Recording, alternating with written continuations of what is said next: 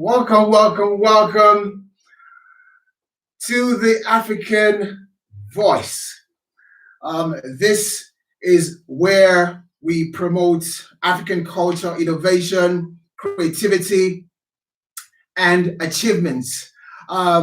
It's a pleasure to have you with us today. I'm glad to have a remarkable young African in the studio with me. And I'm just so excited. I can't wait to get on with it.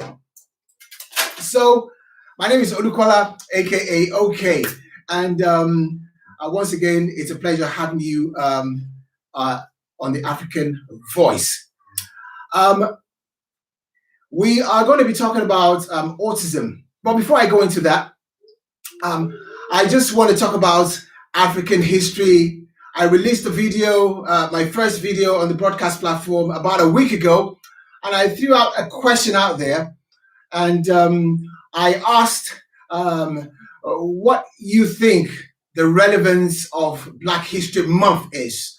Are we doing enough to push Black history into the educational system, into our homes? Are we teaching our kids about Black history? Are we doing enough? What are we doing? What are our kids learning about our culture? Do they have a connection to their roots? Do they have that sense of self-identity? Do they know where they're coming from? So let's keep the discussion going. I want to see your comments. You can go on the Facebook page. You can type into the comment section. I want to know what you think. We can't bottle African history into a month. I know African history is still way in October, but let's build the momentum. Let's talk about African history. We're all from somewhere. Me, I'm Yoruba boy, I'm Niger boy, correct? I'm going to take it home in a minute. And what's the point of having African history if you don't have African language? So I'm going to take it home.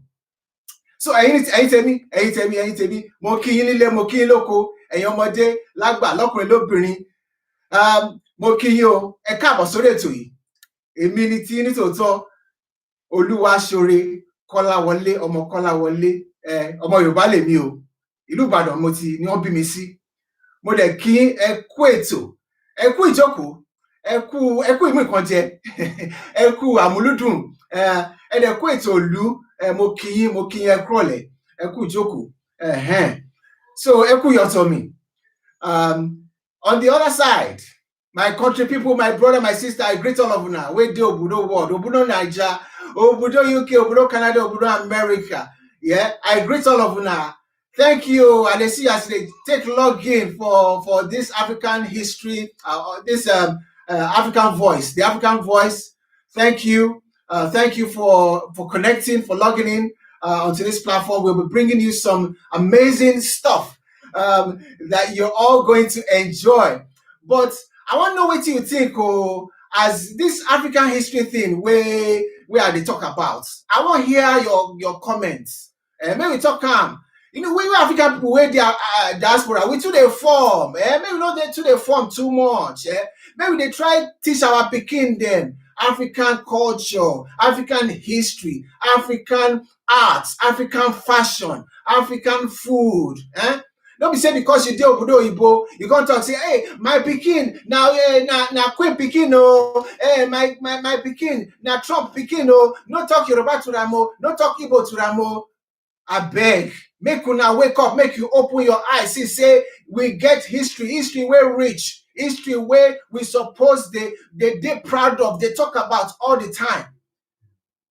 Let's come back to the center. Ladies and gentlemen, yeah, as I was saying, let's not contain African history to a month in the year where we talk about African history. It's like we put the society or the system has been designed to confine African history, but we have a rich, diverse history that we should be promoting. Do you understand? So, and this platform is meant for that. This is what this platform is about.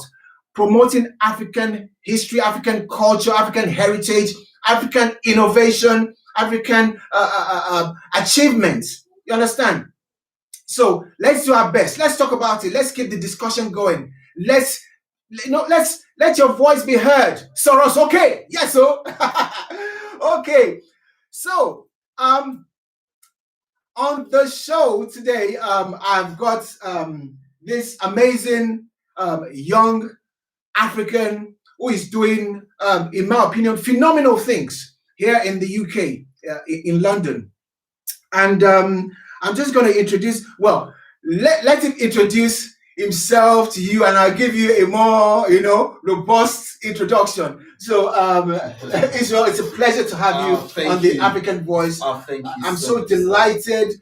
I think you're doing, some phenomenal things in the community. You're impacting lives, and before I came to the UK, I never had anything about autism. Wow.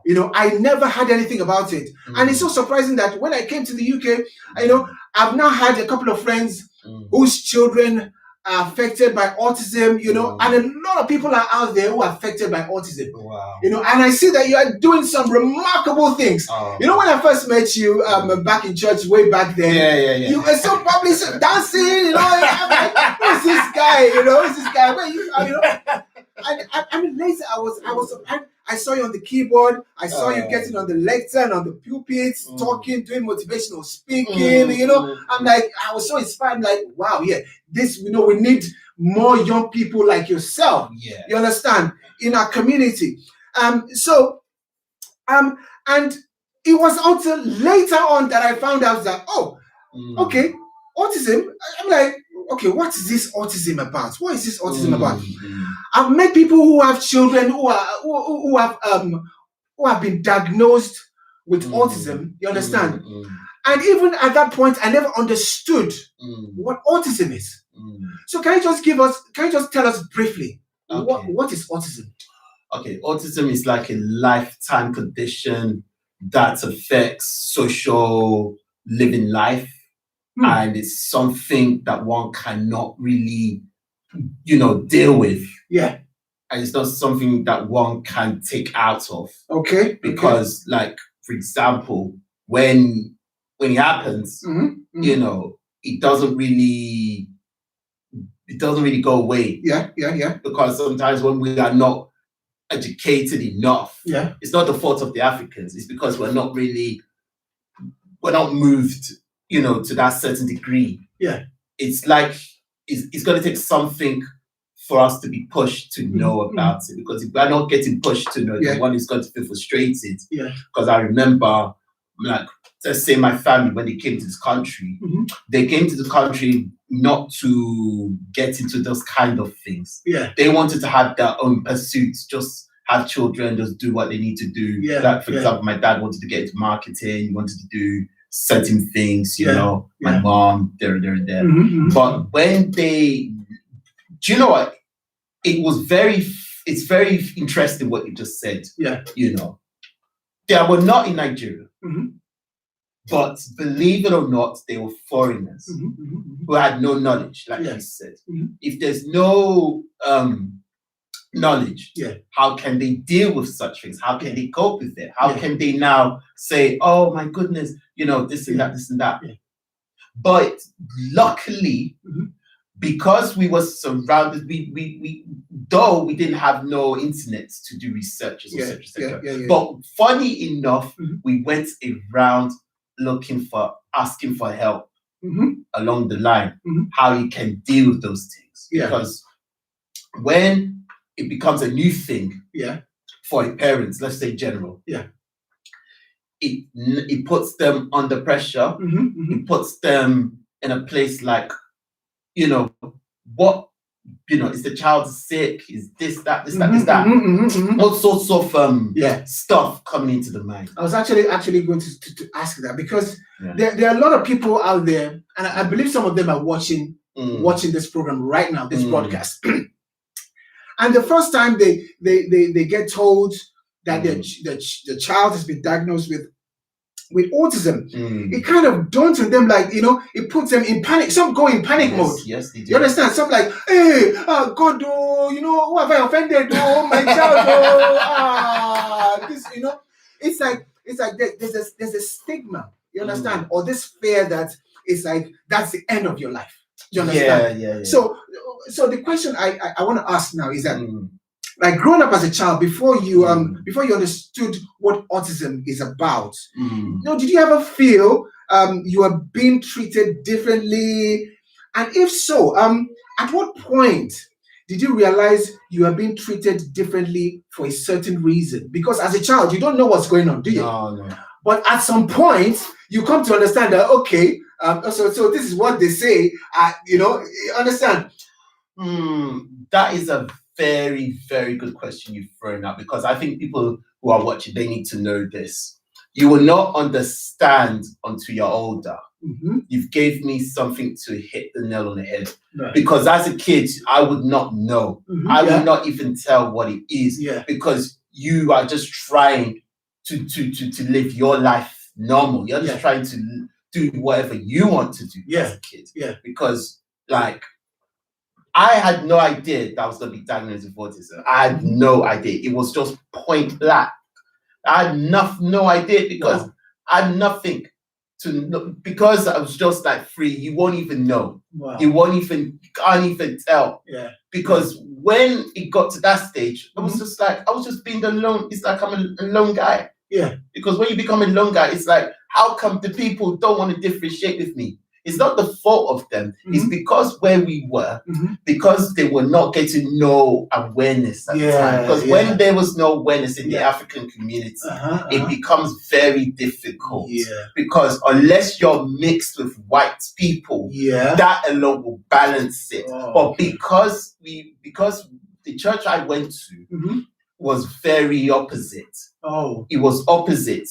Because for them, me being in that place where you're like, the people there will welcome you because that they didn't have an issue, but with me, I was just like opposite. And sometimes the people will think like, what are you doing here? They'll look at you in a weird way. They'll look at you in some ways. It's because it's not the fault. It's the way, because they've not been educated enough. Because if they were educated enough, they wouldn't have been no need. But I think in the sense of it, like when we were living in Southwark, the council, let's just say, for those who don't know Southwark, Southwark is a council, that is a borough. We were living in Southwark for many years. Southwark were helping us majority. Because we got help from them. We didn't really struggle. But the problem was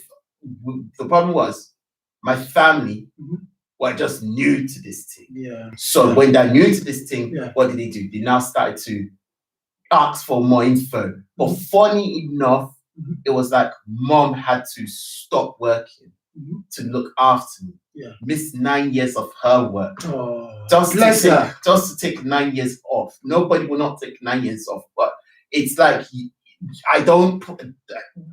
if she did, there'll be times where, when you're autistic, sometimes you want to throw things, you want to damage things, you want to kick things, you want to bang, you want to do everything you can, to destroy or do anything you can. But it's just because when you are new to these things, it's going to be hard unless you're getting told. Now, let's look at today's generation now. Thank God we've got Google, we've got everything that we can look up.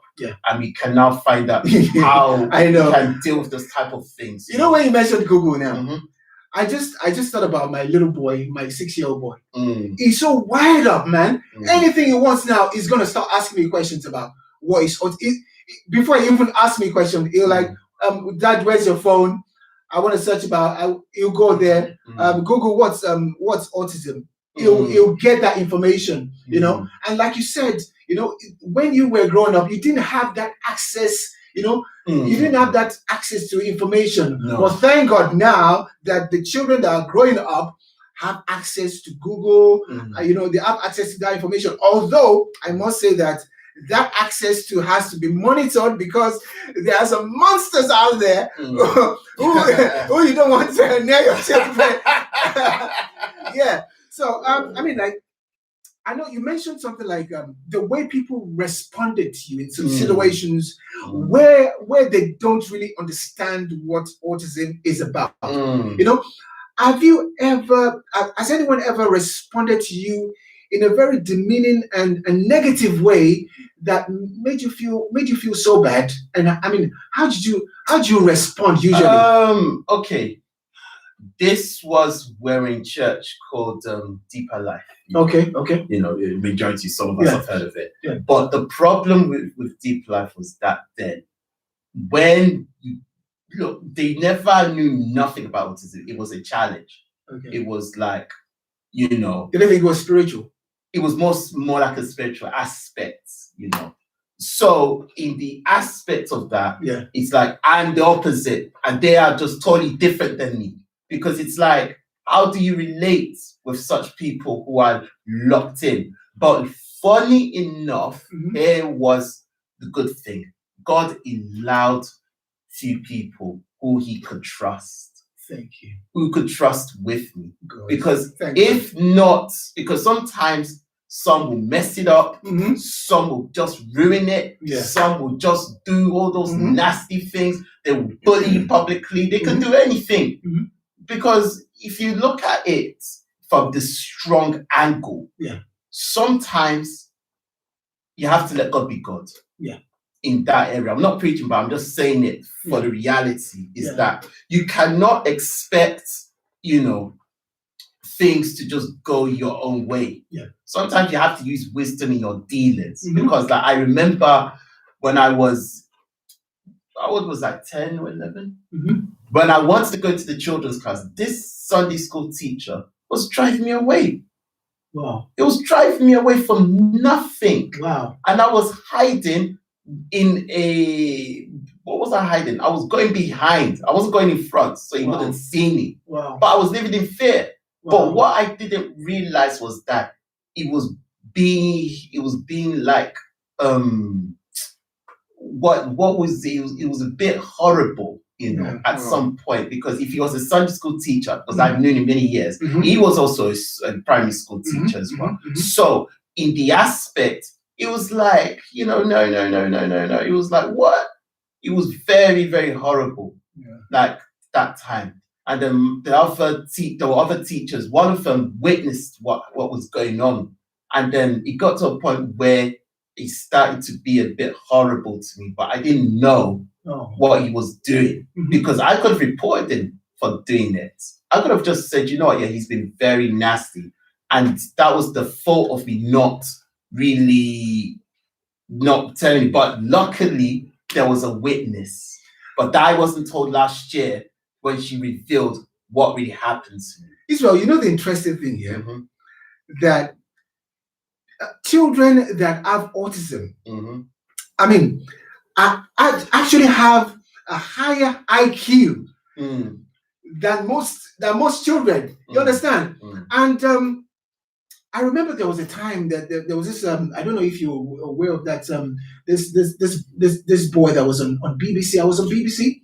He's got a photographic memory. He was put in a helicopter and flown over Westminster and that area. And then they went to a location and they gave him a pencil and a paper, and he drew everything in detail. Amazing. Yes. And let me just guys, let me just give you Israel's profile.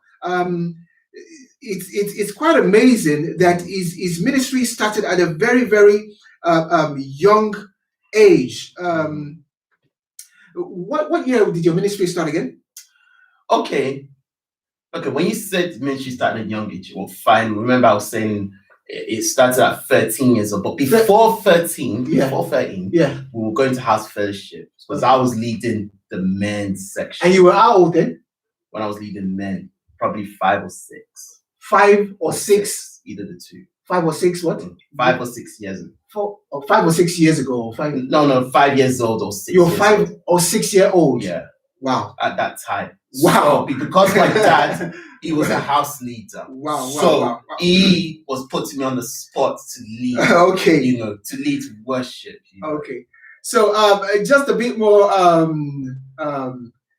shedding more light on Israel's profile. He went to primary school in Snowfield from 1991 to 1999, and to Spa School from 1999 to 2005, yeah. And then you went to Lambeth College from 2005 to 2006, where you studied ICT and business admin, diploma level 1. You're so into sports and exercise level 1, 2012, 2023. Level 2 sports and exercise. You work with specialist transport called HART Transport, and that takes special needs and autistic children to school. Your ministry started around May or June 2001. Later, Royal Kingdom Worship started in late November 2015, and it's still going up till now. It runs an awareness program that educates the Black community, and it started in April 2017, which is called Autism Survivor Champions. Autism Survivor Champions. His achievements include winning the best passenger assistance for HART Transport in 2018, and it's also got a brand that mentions Autism Survivor Champions. There is a link in the video description. Please make sure you go into the description section of the video after this broadcast, and if you need any more information on autism, and you want to contact Israel, he does a one-on-one, he does consultancy. You can reach him via his social media platforms. I'll put a link in the side description to his social media platform. His telephone number is there as well as his Instagram handle. So get in touch with him. Now, Israel, you're a young, eligible bachelor. I'll say bachelor. Yeah. So are you single? Yes. You're single? Okay. Are you searching? Well, I'm not going to put that on the camera. I'm not going to put that on the camera because to me that's really private. You start getting calls. Yeah, anyway. To me, I don't put that on the camera. I don't put that on camera. All right. What are your hobbies? Okay, my hobbies are I love relaxing. I love just chilling to all sorts of music. Yeah. Sometimes I love going different places. I love traveling. You know, just different places because at times it relaxes me even more. It just gets my brain just chilled. You know, if I'm gonna travel on train to Essex, I'm gonna travel to anywhere around the UK. I've got a question from my son. Yes. From Raphael. Yeah, he said, "Are you a football fan?" Yes, I am. And if you are a football fan, who is your favorite team? Oh, wow. Don't crucify me, everybody. Manchester United. I beg you. Arsenal, Man U. Anyway, we'll catch up. We'll catch up next season. We've lost hope this season. We are still supporting Arsenal for life. One love. One love. So Christian. Yeah. I'm gonna. What's your favorite Nigerian food? Oh, come on. What's your favorite Nigerian food? Get out. Jollof rice. Jollof rice. Yeah, and if you have to Ghanaian, it's jollof rice. Nigerian jollof rice. Yeah, and Ghanaian. And Ghanaian jollof rice. You don't want to be biased. Okay, I understand. My own favorite African food is pounded yam. I knew he was going to say that. Pounded yam. Pounded yam. Yes, as a Yoruba boy. So guys, I mean, you've heard it from the mouth of Israel. You know, he's making waves in his community. He's doing phenomenal, remarkable things, and we can learn a lot from him. If you need more information on autism, you can please feel free to contact him. It's been a pleasure having you. Now, I love reading. I don't know about you, but I love reading. I know this at this day and age, we've all gone digital, and there are ebooks, and that we love touching our screens. But I love the touch of the traditional books, flipping through the pages of those textbooks, those paperbacks, the smell of books, they're still. So on that note, I just want to tell you about a good friend of mine that just released a book. It's titled Daddy's Little Girl and two other short stories. It's out on Amazon. There is a description, or there's a link in the video description after this video. Just check it out. Let's promote African, innovative creators like that. He's got several books. He's got 2 or 3 other books out as well. So go and check it out. Go and check it out. Now, if you are out there and you have a dream that you want to turn into your passion, if you want to turn your passion into profit, you want to turn, what you love doing into income, I've got another link for you. BB means business. Every Tuesday at 1:30 p.m. you can log in. There's a link in the video description. Let me just tell you something, guys. There's nothing as good as earning a living doing something you are deeply passionate about, something you can do 24/7. You understand what I'm saying? So if you want, you've had a dream about launching a startup, and you don't know how to quite go about it, the branding, financing, and management, and setting it up, your website, how do you reach your customers, how do you profile your audience, how do you look for a niche in your target market? Log in on BB Means Business every Tuesday at 1:30 p.m. There's a link in the site description. So check it out. Don't just leave after the broadcast. Check out all these links. And I just want to take this opportunity to appeal to the viewers.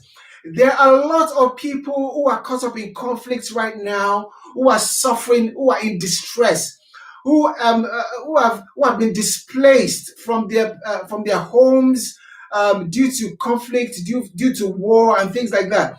I take my home country, Nigeria, for instance. They are going through some kind of conflicts.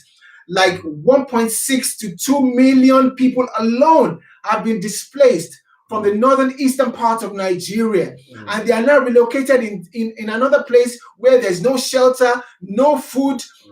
A lot of students that don't have writing materials, no clothes, they're in poor shelter. Let's reach out. I'll put a list of charities. You can click on the links and donate. Please let us give to the needy. This is a time of giving. We're in the Lent period. We're in the period leading to Easter. And in this period, let's reflect on the people that are suffering, that the people that need our help, the people that need your generosity. And I know that you're generous people. You are loving people. My African people are loving people. My Nigerian people are loving people.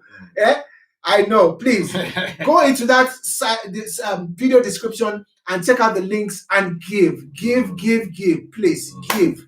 All right. So once again, I just want to thank you for coming on to the African Voice. Next time, I'll be bringing a young African girl who is doing, something quite amazing. She just launched a startup in the pandemic.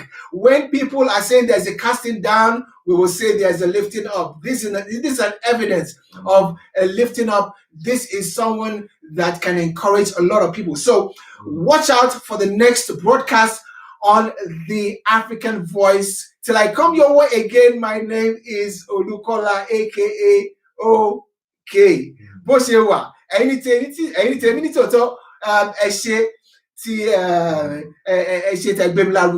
I thank you. My country people, I greet all of you now. We're logging from Obudo World, Obudo Canada, Obudo America, Obudo Europe, Obudo UK, Obudo Nigeria. I feel you correct. I'll be your boy. You don't forget. If you have a business, a product, a service you want to promote on the African Voice, get in touch with me. You know, see, I get sweet mouth. I go promote your business. I go promote your product, your movie, your fashion, your this, your that. You understand? Let's work together. You know, there's a saying in my native place from where I come. One igi kan idagbo she. A tree cannot make a forest. You understand? African roots. I drop it in there, man. Yeah. So let's come together. Let's work together. Let's promote ourselves as an African community. We can do better. Let's collaborate. Let's work together. Let's build each other up. Let's not pull each other down. Let's lift each other up. So, guys, stay safe. Stay blessed. Till I come your way again, my name is Oluwaseun, AKAOK. Bye for now. Thank you.